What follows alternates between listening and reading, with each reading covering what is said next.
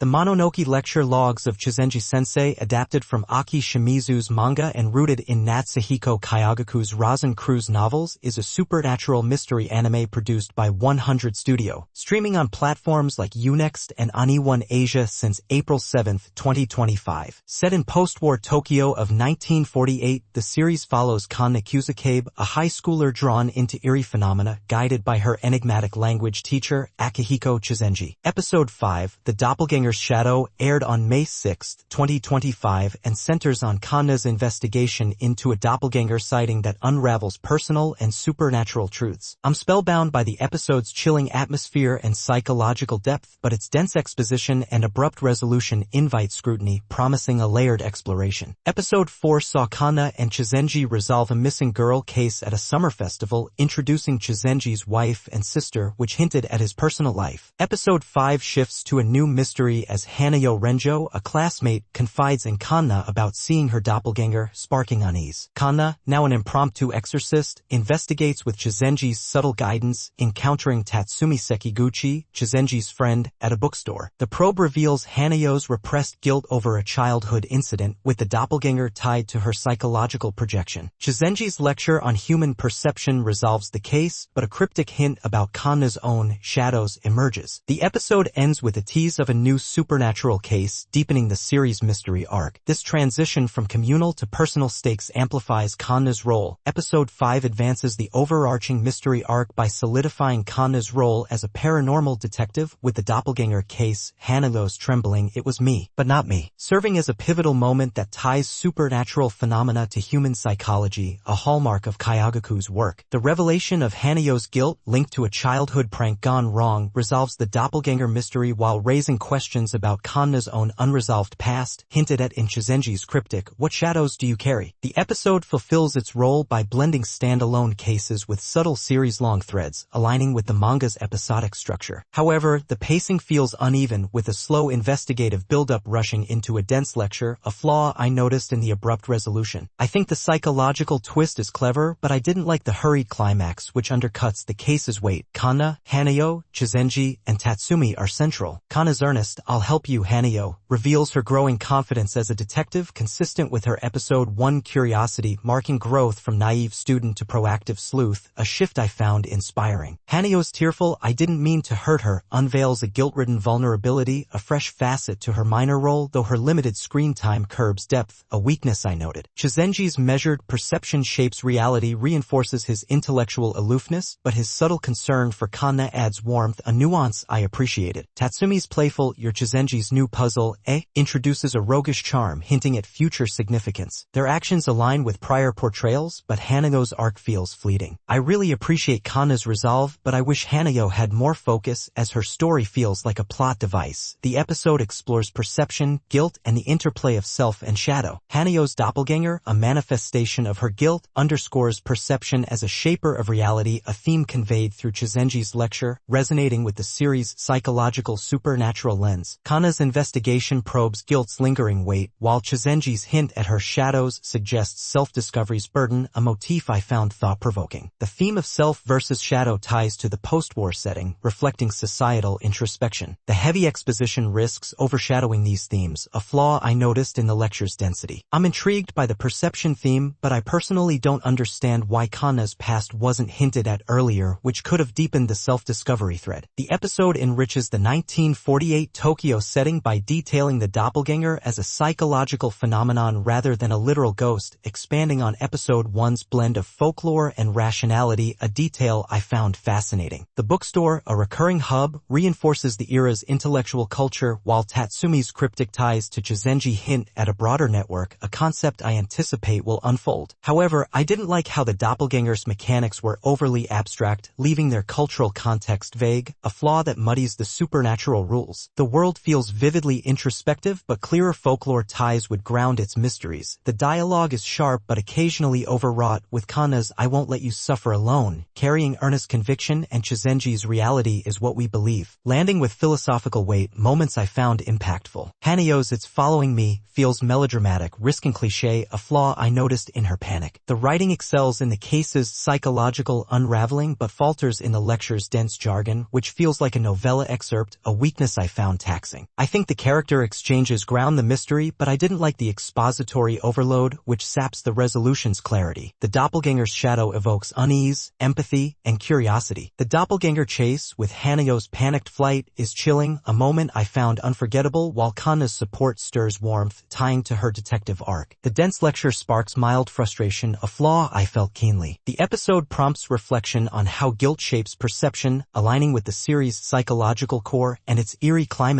lingers. I also anticipate Kanna's shadows will unravel her past. The suspense grips, but the exposition drags. The episode's core philosophical lesson is that perception constructs reality. Hanayo's doppelganger, born from guilt, and Chuzenji's lecture suggest that our beliefs shape the monsters we face, a lesson embodied in Kanna's investigation. This insight invites viewers to consider how internal narratives drive external fears, a profound reflection for navigating post-war or personal turmoil. Episode 5 of the Mononoke lecture logs of Chuzenji sensei is a chilling, thought-provoking chapter that excels in Kanna's growth, Fuji's performance, and the perception theme, weaving a mystery with psychological depth. Its strengths lie in the doppelganger's eerie design, Kanna's resolve, and the post-war vibe bolstered by 100 Studios' atmospheric craft. However, uneven pacing, dense exposition, and Hanayo's rushed arc hinder clarity, flaws I found limiting. I didn't like the lecture's jargon, and I think tighter focus could balance suspense with insight. The episode achieves its goal of deepening Kanna's role and unraveling a case, but stumbles with narrative heft, making it a haunting, imperfect gem. I'm hopeful for the series, expecting Kanna's past and Chuzenji's network to elevate its supernatural stakes. For mystery and Kayagaku fans, this is a moody, cerebral watch.